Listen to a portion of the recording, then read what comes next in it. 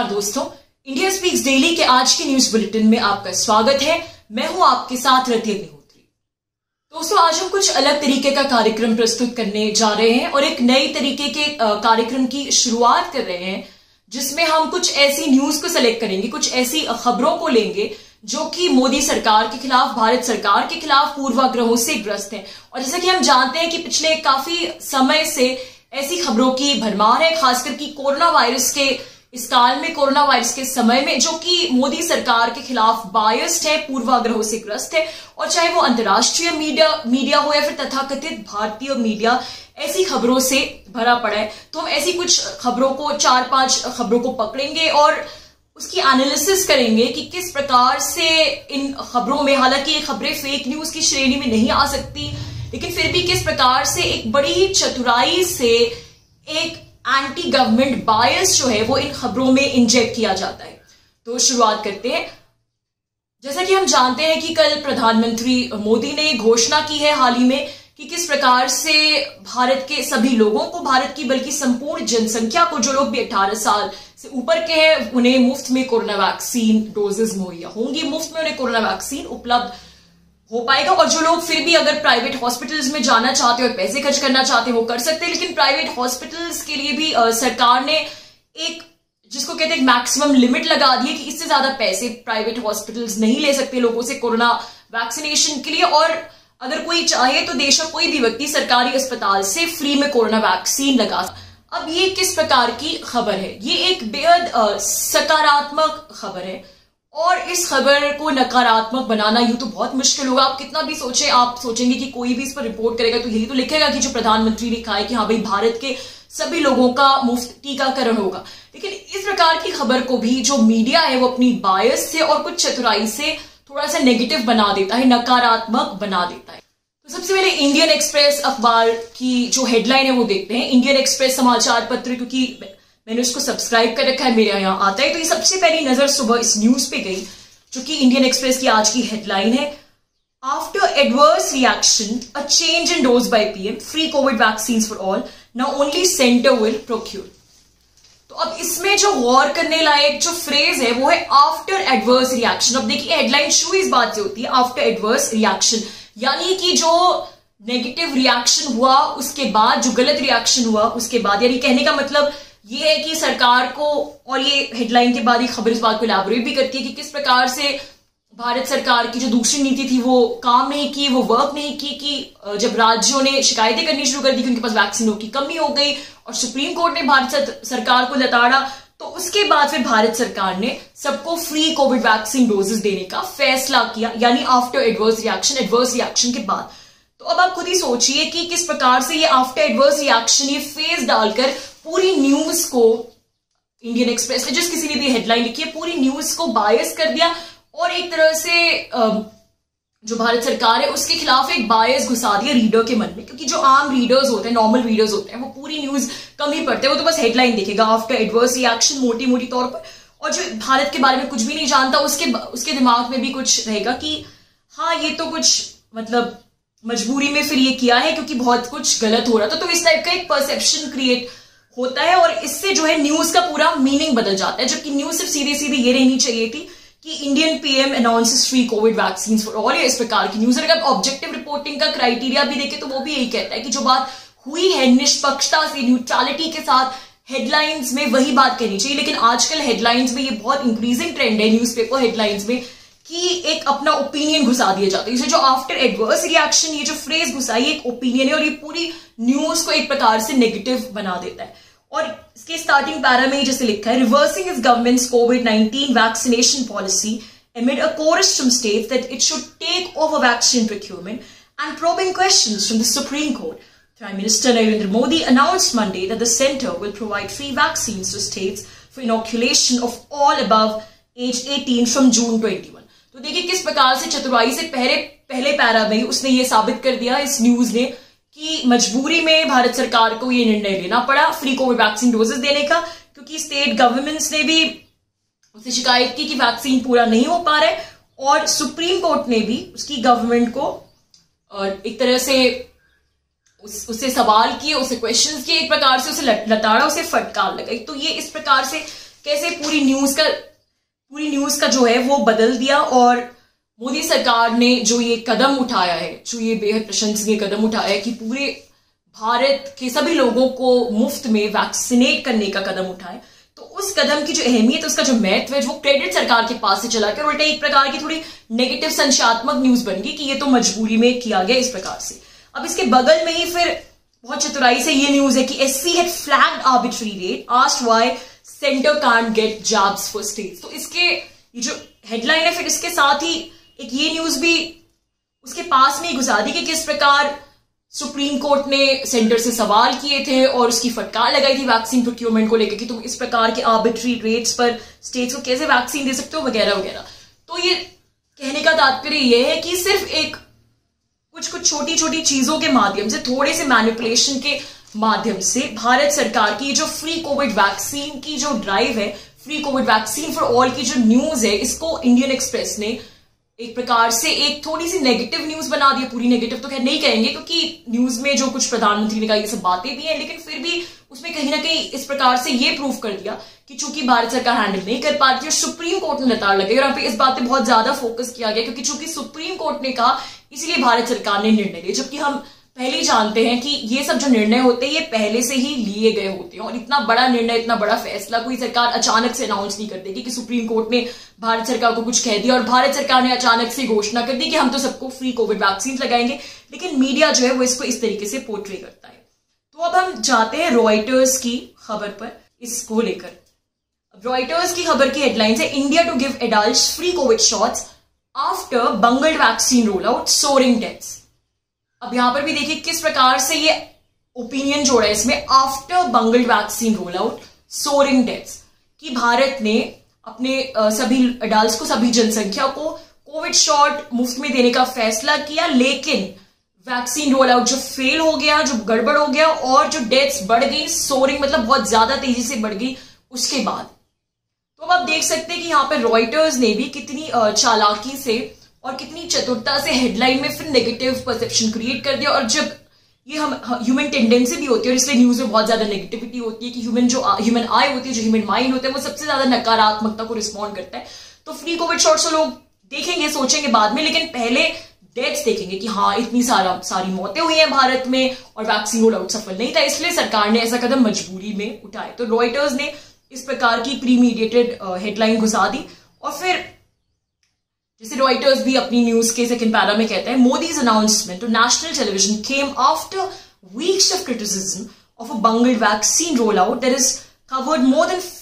fewer than 5% of India's estimated adult population of 950 million। तो यहाँ पे देखिए कितने सारे उसने नेगेटिव फैक्ट्स एक साथ घुसा दिया और पूरी न्यूज को डिस्क्रेडिट कर दिया कि प्रधानमंत्री मोदी का, भारत के प्रधानमंत्री का अनाउंसमेंट नेशनल टेलीविजन में आया, लेकिन हफ्तों बाद आया। जो क्रिटिसिज्म हो रहा था उनकी वैक्सीन ड्राइव को लेकर, जो गड़बड़ वैक्सीन ड्राइव थी, उसके हफ्तों, उस क्रिटिसिज्म की, उस आलोचना के हफ्तों बाद आया अनाउंसमेंट। और ऐसी वैक्सीन ड्राइव जिसने भारत की जनसंख्या, एस्टिमेटेड एडल्ट पॉपुलेशन 950 मिलियन की एस्टिमेटेड जनसंख्या क्या लेस देन 5%, 5% से भी कम कवर किया था। तो इस प्रकार से, किस प्रकार से इस खबर ने, आप देखते हैं कि शुरू में ही एक नेगेटिविटी क्रिएट कर दी, नकारात्मकता क्रिएट कर दी। और हालांकि हम इसे फेक न्यूज नहीं कह सकते, लेकिन ये मैनिपुलेटेड न्यूज जरूर है। अब ये less than 5% of India's adult population is been inoculated, ये आंकड़ा उन्हें कहां से मिला, ये भी एक विवादास्पद चीज है। अब ये जो परसेंटेज होती है कि कितने लोगों को कोविड वैक्सीन लगा, इसमें भी मैनिपुलेशन की बहुत गुंजाइश होती है, क्योंकि उसको निकालने के दो तरीके होते हैं। या तो जिस परसेंटेज को फर्स्ट जॉब मिला, यानी कोविड वैक्सीन का एक डोज मिला, और जिस परसेंटेज को दोनों डोज मिला। ऑब्वियसली बात है, दोनों डोज देखेंगे तो वो तो अमेरिका की भी कमी है जनसंख्या जिसको दोनों डोजेस मिले, और भारत की भी कमी है जिसको दोनों डोजेस मिले। भारत की तो जनसंख्या भी इतनी ज्यादा है, तो अगर किसी का परसेंटेज हमें ज्यादा दिखाना हो तो हम सिर्फ एक डोज जिसको मिली उसको कैलकुलेट कर सकते हैं, और कम दिखाना तो दोनों डोजेस। तो ये एक परसेप्शन क्रिएट करने के लिए इतना डेटा मैनिपुलेशन तो मीडिया हाउसेस कर सकते हैं, शायद करते भी हैं, क्योंकि ये तो इसमें कहीं भी स्पेसिफाई नहीं होता कि ये जो 5% पॉपुलेशन है ये वो है जिसको एक ही डोज मिला है, दोनों डोजेस मिले। तो इस तरीके से अगर फिगर्स कम दिखानी है तो मैनिपुलेशन बहुत आसानी से। तो ये एक न्यूज फ्रेमिंग का तरीका होता है। न्यूज में कोई गलती नहीं है, न्यूज में फैक्ट्स ही है ज्यादातर, लेकिन न्यूज फ्रेमिंग जो है, जिस तरीके से हम उस न्यूज को बनाते हैं, वो पूरी न्यूज का मीनिंग बदल देती है। अब यही न्यूज अगर न्यूट्रल तरीके से बनती तो इसमें काफी सारी सिर्फ न्यूट्रल बातें आती, तो इसमें अगर डिटेल्स भी आते हैं कि गवर्नमेंट ने क्या क्या किया है और अब तक भारत सरकार ने कोविड वैक्सीन के लिए क्या क्या इनिशिएटिव्स लिए, किस प्रकार से मेड इन इंडिया वैक्सीन बने। तो इस प्रकार की सकारात्मकता, हमें न्यूट्रलिटी, हमें अंतर्राष्ट्रीय खबरों में कम ही देखने को मिलती है। फैक्ट्स जो कहते हैं, जैसे कि होते तो फैक्ट्स ही, लेकिन फैक्ट्स का जो सिलेक्शन होता है वो किस बेसिस पे किया जा रहा है, किन फैक्ट्स को इंक्लूड किया जा रहा है, किन को एक्सक्लूड किया जा रहा है, किन तथ्यों को शामिल किया जा रहा है, किन को बाहर छोड़ा जा रहा है, इसके आधार पर भी जो है न्यूज का पूरा मीनिंग बदल जाता है और जो पूरी न्यूज है वो बायस्ड हो जाती है। हाँ, जैसे अल जजीरा की खबर है कि India to give adults free covid shots after surge in infection. अब इसमें भी रॉयटर्स जितना तो नहीं है कि सोरिंग डेथ्स और ये हो, लेकिन फिर भी इसमें भी मैनिपुलेट कर ली गई है कि भारत जो है वो अपने एडल्ट्स को कोविड शॉट्स फ्री में देगा आफ्टर सर्ज इन इन्फेक्शंस के सर्ज होने के बाद। तो किसी भी अंतर्राष्ट्रीय मीडिया ने, चाहे वो अल जजीरा हो या फिर जैसे मैंने आपको एग्जाम्पल दिया रॉयटर्स और बीबीसी ने अब तक इस पर कोई स्टोरी नहीं की है जब तक मैंने ये न्यूज बनाई है। तो सब लोग, इसने भी, अल जजीरा ने भी इसी बात से रिलेट करके न्यूज बनाई कि इन्फेक्शन सर्ज हो गए, उसके बाद ऐसा हुआ कि भारत ने free covid shots, free Covid vaccine देने का निर्णय लिया। इस प्रकार से ये हेडलाइन जो अल जजीरा ने मैनिपुलेट कर दी।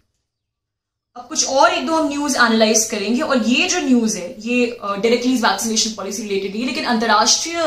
न्यूज ही है और बहुत बड़ा जो एक समाचार पत्र, जाना माना ब्रिटेन का समाचार पत्र, और ये न्यूज में ये व्यूज है, गार्डियन में ये व्यूज छपे थे और कुछ दिन पहले की बात है,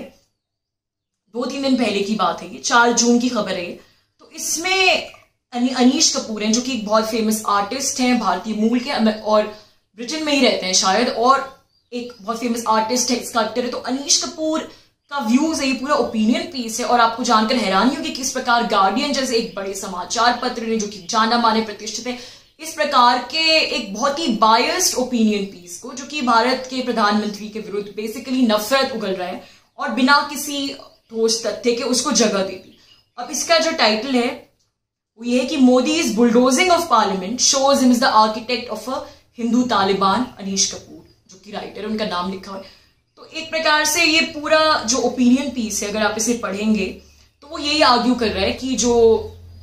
central west vista redevelopment project है और ओपिनियन पीस उसके फैक्ट्स के बारे में कुछ नहीं बताता, तथ्यों से कोई मतलब नहीं है इस राइटर को, और ये बस अपनी ही एक, जिसको कहते हैं विट्रियोलिक, अपनी ये नफरत भरी स्पीच आगे बढ़ा रहे हैं कि किस प्रकार से जो भारत के प्रधानमंत्री हैं वो एक हिंदू तालिबान के, जिसे कहते हैं इनिशिएटर है, आर्किटेक्ट है, एक हिंदू तालिबान के संस्थापक हैं, और वो इस प्रकार से जो भारत की तथाकथित हेरिटेज है, इन सभी हेरिटेज बिल्डिंग्स को डिस्ट्रॉय कर रहे हैं, उसका सर्वनाश कर रहे हैं। और जो कि और ये आर्ग्यूमेंट है अनीश कपूर का कि जितनी भी सेंट्रल विस्टा में जिसका रीडेवलपमेंट होने वाला है, जो हो रहा है, जो इसकी बिल्डिंग्स हैं, ये सब मुगल आर्किटेक्चर से इंस्पायर्ड है, और जो कि एक फ्लॉड आर्ग्यूमेंट है, ऐसा नहीं है सारी बिल्डिंग्स कोई मुगल आर्किटेक्चर से इंस्पायर्ड है। तो एक प्रकार से एक षड्यंत्र है मोदी सरकार का मुगल आर्किटेक्चर को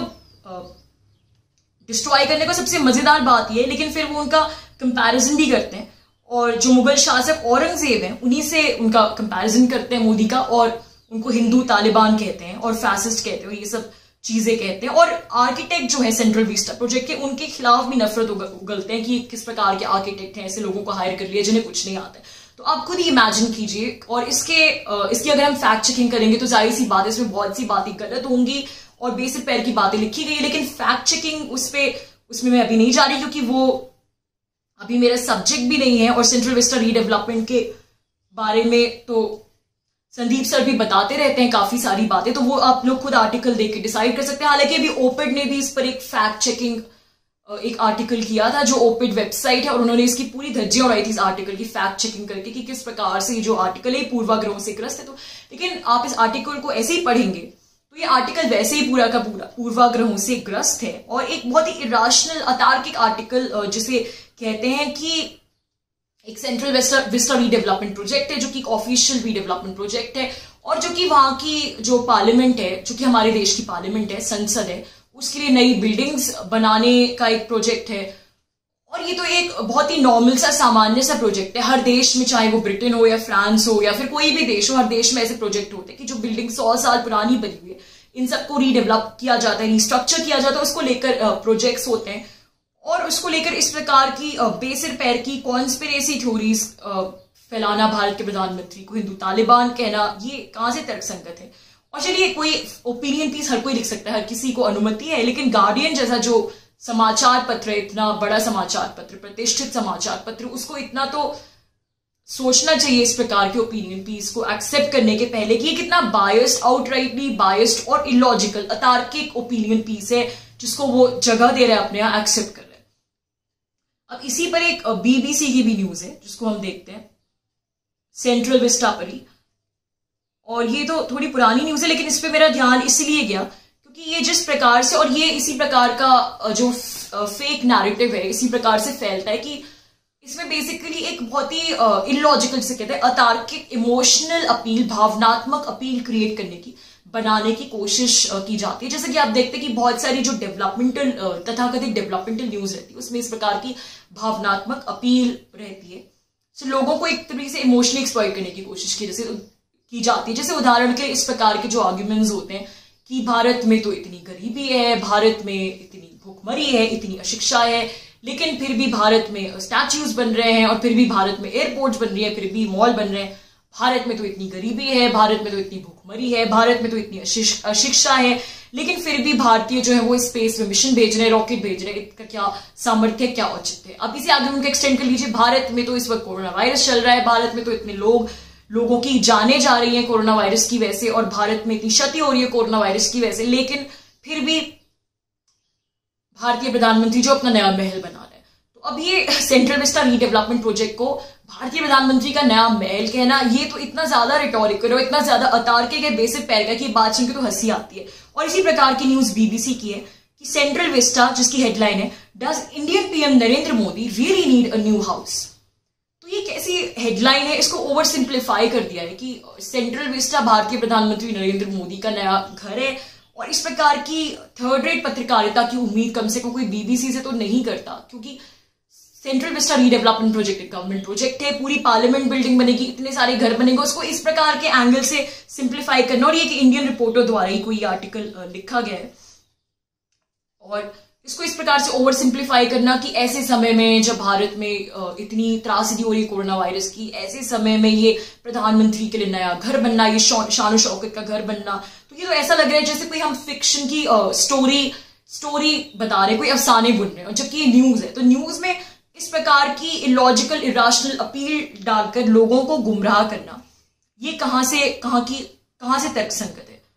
अब जैसे इसमें इस तरीके का पैराग्राफ लिखा है, construction work is continuing even as India battles a devastated second wave of COVID-19, which has fueled further public resentment. Critics have questioned Prime Minister Narendra Modi's priorities, comparing him to Nero fiddling while Rome burns. अब ये कितना irrational सा paragraph है। तो इस पूरे paragraph का logic यही है कि इस समय क्योंकि इंडिया में कोरोना वायरस चल रहा है, इसलिए ऐसा कंस्ट्रक्शन वर्क होना नहीं चाहिए था, और ये सरासर गलत है कि ऐसा कंस्ट्रक्शन वर्क हो रहा है जब लोगों की जानें जा रही हैं। और फिर उन्होंने अपनी एनालॉजी दे दी है कि नियो फिडलिंग वाइल रोम बर्न्स, जो कि एक लिटरेरी एनालिसिस है। तो इस प्रकार से जबरदस्ती लोगों के इमोशंस को बनाने के लिए और अपने पूर्वाग्रहों,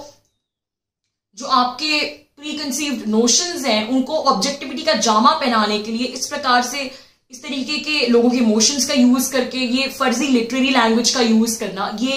कहीं से तर्कसंगत नहीं, और ये पत्रकारिता तो बिल्कुल भी नहीं है। उसमें टाइटल भी ऐसे, सब टाइटल्स भी ऐसे, what do we know about the new house, where does the PM live now, so why does Mr. Modi want to move, what will happen to the Janpath area, what is the government saying, what is the government saying में भी इतना biased है कि पहले तो उन्होंने नाम बताया जो मिनिस्टर है हमारे minister for urban development Hardeep Singh Puri की, उन्होंने प्रोजेक्ट को डिफेंड किया, और फिर उसके बाद